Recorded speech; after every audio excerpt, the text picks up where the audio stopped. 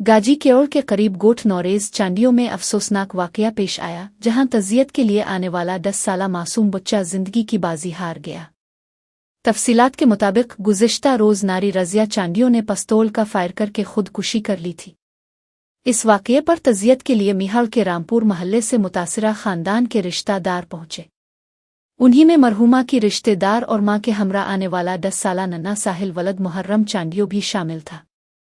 बच्चे के अहले खाना के मुताबिक साहिल जब गांव नौरेज चांडियो पहुंचा तो खेलते खेलते करीबी तालाब में गिर गया और डूबकर जाँ बहक हो गया।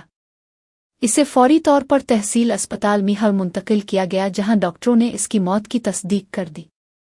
बाद अज़ां बच्चे की लाश वर्सा के हवाले कर दी गई। नन्हे साहिल की मैयत जब घर पहुंची तो कोहराम मच गया और इलाके में फ़ज़ा सुगवार हो गई। इलाका मकीनों का कहना है कि यह हादसा इंतहाई दिलखराश है। एक ही दिन में 2 जनाजे उठने से गांव गम व अंधों में डूब गया है।